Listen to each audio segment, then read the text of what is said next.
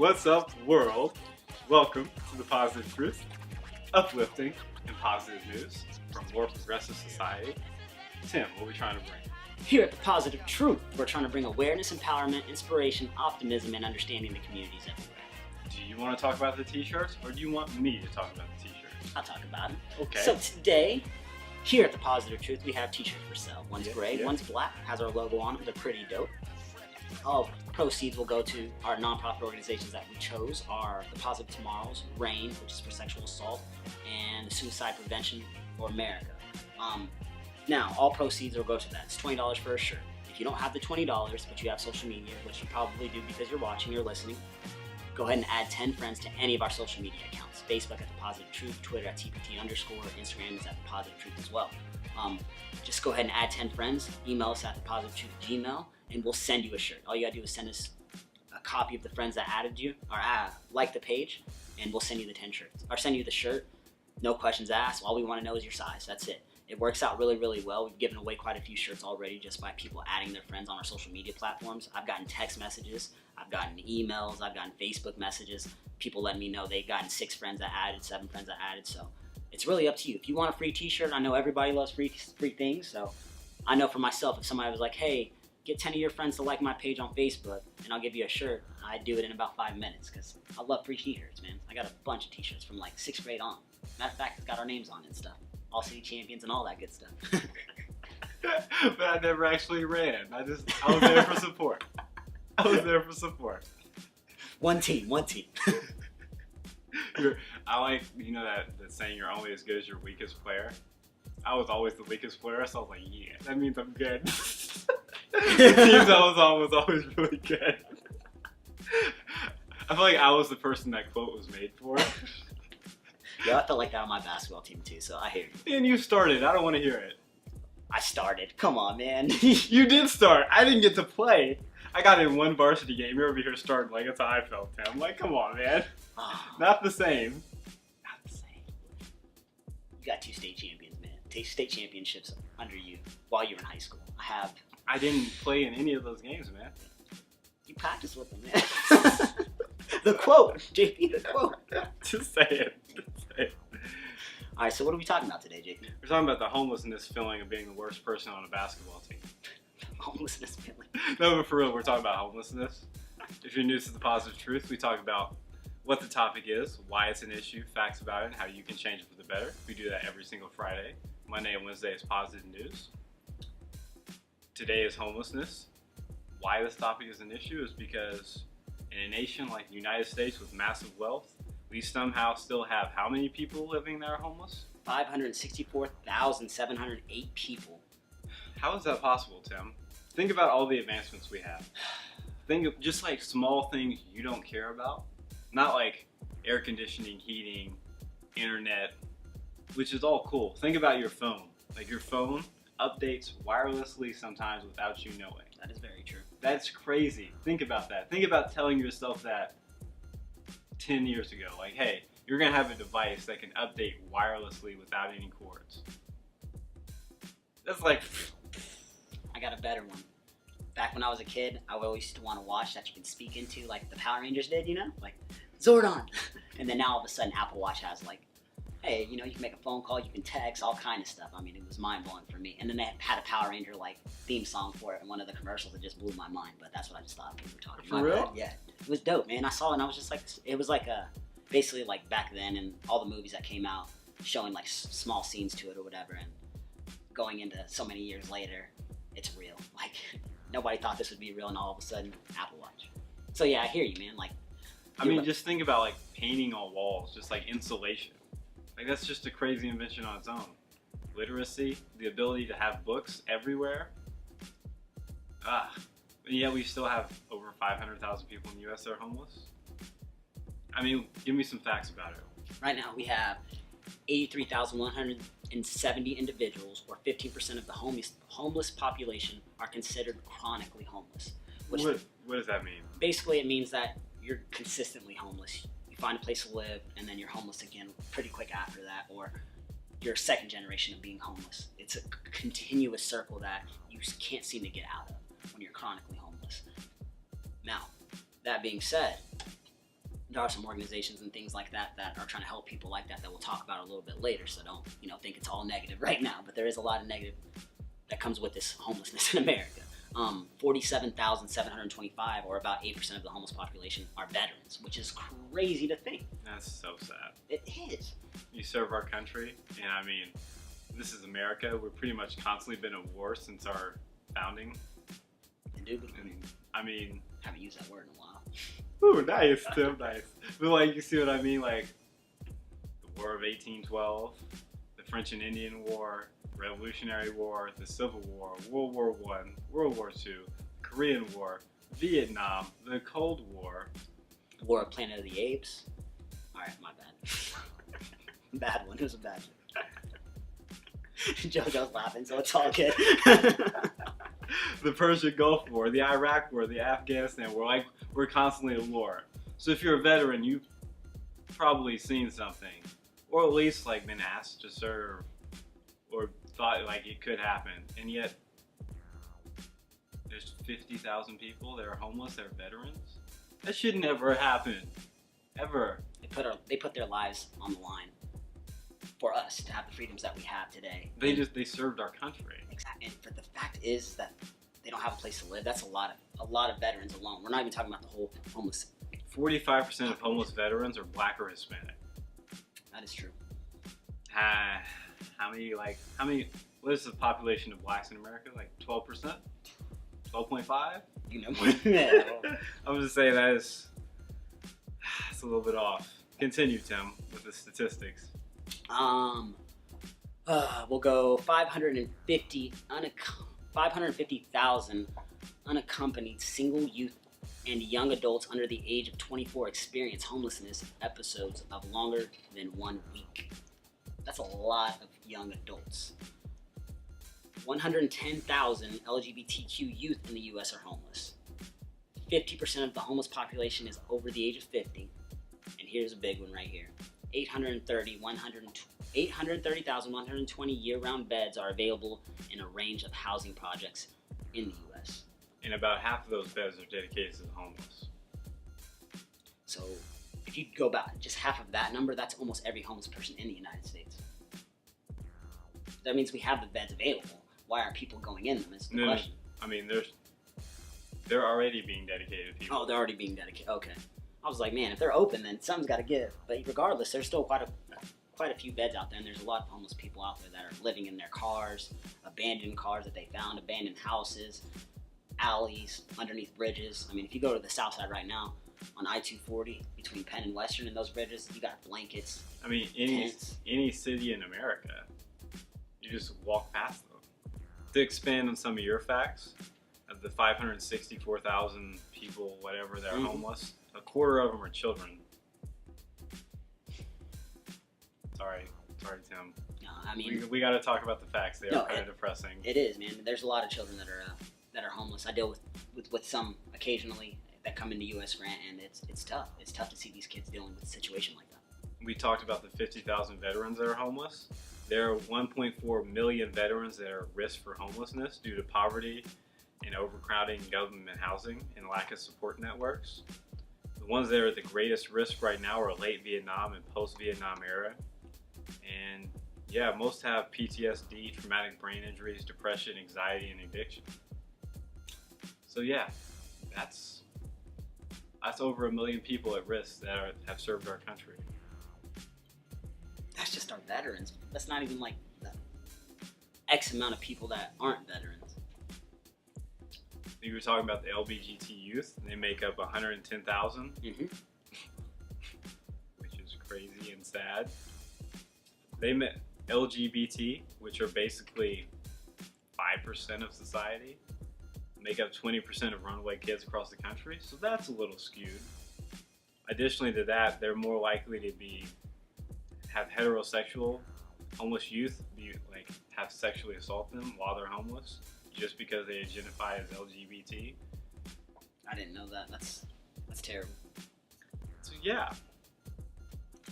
Anyways, do you have any other depressing facts, Tim? Or do you want to talk about how we can change this topic? Or do you want to talk about homelessness in Oklahoma? And I definitely don't want to talk about homelessness in Oklahoma because it's just depressing. I mean, we're ranked 5th worst among states in the percentage of children under 18 who are homeless. It's just not good. We know homelessness is bad at this point, and I feel like I'm just going to get sad if I bring up the rest of these numbers. So let's talk about how we can change this for the better, because we obviously know that homelessness is a real problem at this point. Okay. What do you got, Tim? Well, I have a strategy for ending homelessness, and the first step is set the objective of ending homelessness. Have a goal. Got you. What's the next step? Develop a community plan to end homelessness. Do you have a community plan in mind? I don't, but as the positive truth, what we're trying to do, like we threw an event not too long ago, we gave away backpacks. It's not ending homelessness, but it's a start. We're giving away needs to kids that actually need something. It's going to help them further their education.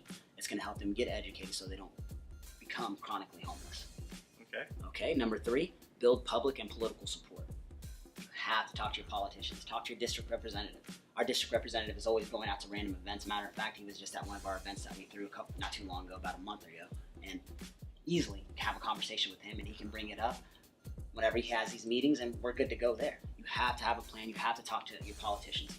And number 4, be relentless. This isn't something that's going to get solved overnight. This isn't something that's going to get solved tomorrow. But you cannot quit. You can't stop that fight. You have, no matter how it's looking, no matter how bad you're feeling about this, no upside to it, be relentless. Okay. Do you have any moss on this? No, you go ahead right now. Okay. I like how we did this completely different ways again. That's what we do. I feel like we always do. Like, I'm with that.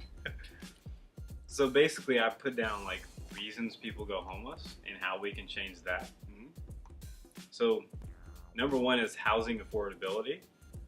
In the 1970s, communities had plenty of affordable housing, right?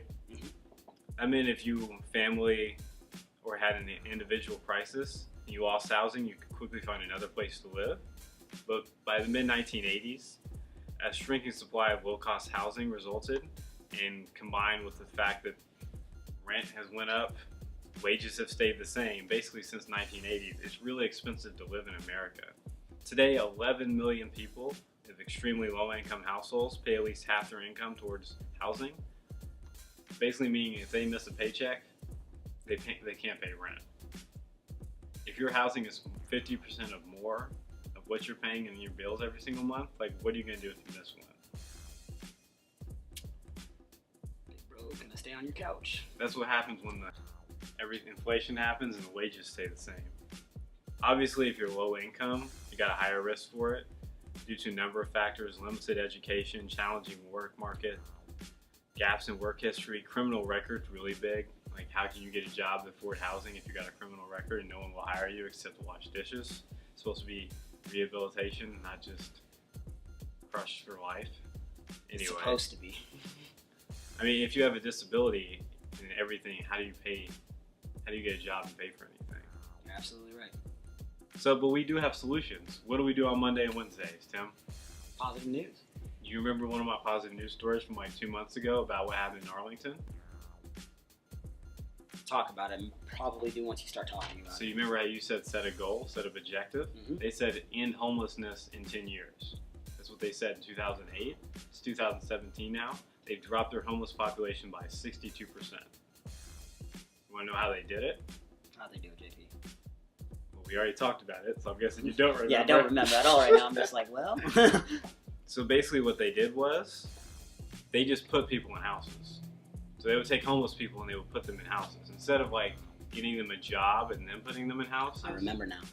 That's right there. What you just said, instead of giving... Yeah, okay, go ahead. Sorry. They would just give them houses to begin with, because everything's easier when you got a house. If you're homeless, you wake up. You gotta find food. Good luck with that. Then you gotta find clean clothes. Good luck with that. And then you gotta shower and shave. Worry about hygiene. It's like the last thing they're probably worried about, but you're exactly right. Just to make it available to get to a job interview. And then there's thousands of people, like a good 20% of, not 20%, like 50% of the homeless population has some sort of disability, some sort of way. If you're not a child, a single adult, you probably has a disability, and that's why you're homeless. So how are you, if you're homeless, how are you going to get constant treatment if we can never find you. You get put in a home, police know where to find you every single day, set you up for appointments. You can take an hour to get cleaned up, get some food, get some breakfast, put on some clothes instead of all day. Then you go look and find a job. Yeah, you're absolutely right. Whenever you said that, whenever you started speaking, I was like, wait a minute, I do remember. Because whenever you said this, I remember thinking how awesome it was. It makes sense. It does make sense. Like, put them in a home, they can shower, they can eat, they have a warm place to sleep. They're more likely to look presentable at this interview instead of looking or smelling or any type of thing at all whatsoever, any negative thoughts of them whatsoever. So it does make sense. Put them in homes. We have plenty of them out there. There's plenty of apartments. There's plenty of homes out there. Why not put them in there? Absolutely, and like,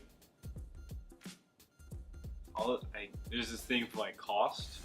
We already do that. It's called Section 8, and everyone's like, "Oh, you live in Section 8. That's the worst thing ever." Like, we have this thing in America, we just don't care about poor people. Like, "Oh, you live in Section 8. You're just lazy. You don't work hard." Like, that's keeping thousands of people out of being homeless. And public housing doesn't cost that much. I mean, considering how much it costs to build an aircraft carrier or a bomb, it doesn't cost that much to build houses. So if you just you just tackle this issue, like, hey, put you in cheap public housing until you can take care of yourself and you can move on. If you're that poor in America, we need as a government to take care of you. I like it. I think it's a positive change. There's another thing is there's a shared data system. It's the Homeless Management Information System, or HMIS, because everything needs an abbreviation. And basically what it does is they put homeless people into a system, collect client, program, system level data. That way, if you're homeless in Chicago and you hop on a train and you end up in Detroit, you get there, you're like, are you a part of this? Instead of everyone having like, all your information's there. So you can find your disability, what they struggle at, what they're from, what their name is, where they've been. You can just keep track of everyone that's going around the nation anytime you go to a new city or a new place. That way it's like, oh, I know you have this disability, so I can automatically help you. Okay. Well, that's actually kind of cool. What is the program called again? Homeless Management Information System, HMIS. HMIS. Yeah, let's just call it HMIS. It's being paid for by the U.S. Department of Housing and Urban Developments, which is called HUD, HUD data standards. I just think it's a wonderful idea, because if you go to a new state, you go to their homeless foundations, their shelters, and they recognize you. They're like, we haven't seen you before, put in your data, boom, you're popped up. Instead of you going there and just being like, I don't know anyone, I'm just looking for a fresh start, and you're back to square one. And that's everywhere in the United States? Yeah, well, some of its programming and funding has been cut, but it's a positive solution, and it's something you should tell your senators, tell your congressmen, like, we need to keep this so we can lower this homeless population. For sure. And lastly, this is kind of the obvious one, we need to increase income opportunity and services in homelessness. So basically, if you're a low-skill, entry-level worker, we just need to have better programs to help these people get off the streets. Set jobs, set businesses, give businesses a reason to hire people to help them get off the streets and get them a fresh start. If it's a tax cut, doesn't matter. Just help people get off the street. We need to build income opportunities, make our school systems better. Maybe, have a livable wage instead of a minimum wage, so everyone can live in a house. Just a thought.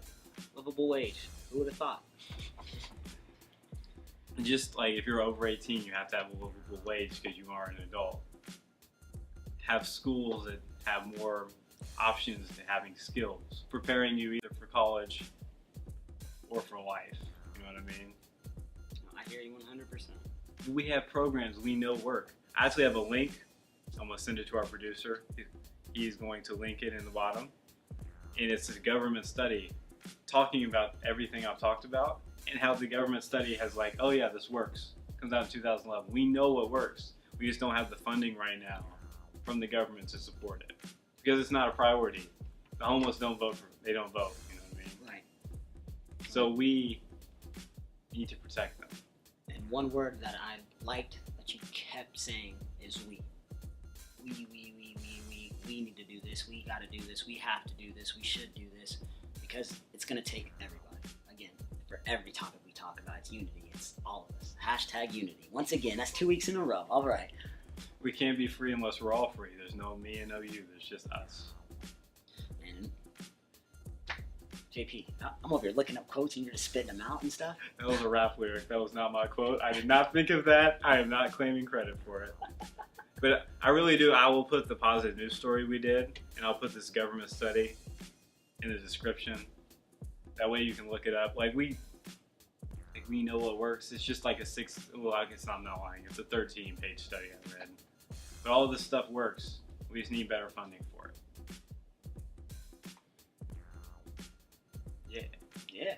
I thought this one was going to be really long because we had so many statistics, but they were so depressing we just skipped over them. Yeah, like I have a whole website that I was looking at right there, and I was like, let me see some of these statistics. We got over most of them, the big ones, and I was like, going into these detailed ones, I'm just going to get sad or something. I'm thinking about other stuff that's going on with this homelessness. I'm like, no. And that's the point, though. It is sad. That's why we need to talk about it. We just did that interview with Jamie Zumwalt. Yeah. Her working with homeless people. It's uplifting. It's motivating. The best interview ever. Like, man, now sitting there like... You should check that out. Yeah, if you guys have... It's episode 39. Man. Jamie Zumwalt, if you're watching, hi. Like, man. She's not watching. Person. She's too busy helping others. You're right. She ain't got time for all this. But my point is, like, she was working with homeless constantly. And it's like, she showed the benefits and the positivity that comes from it and how, like, awful that situation can be. And it's just, we all help out. It really is all of us together. But now I'm just repeating myself. Tim, do you have a positive quote? Yeah, can you let the people know where they can find us? YouTube, iTunes, SoundCloud, and Google Play. We're also on Facebook at The Positive Truth Podcast, Instagram at The Positive Truth, Twitter at TPT_podcast, and email at The Positive Truth Gmail if you want to send us a positive news story that we talk about on Monday or Wednesday, or you want to tell us about a topic, or you want a t-shirt. Yeah. That being said, our positive quote for the day is, be strong, not rude. Be kind, not weak. Be proud, but not arrogant. We out. Stay positive.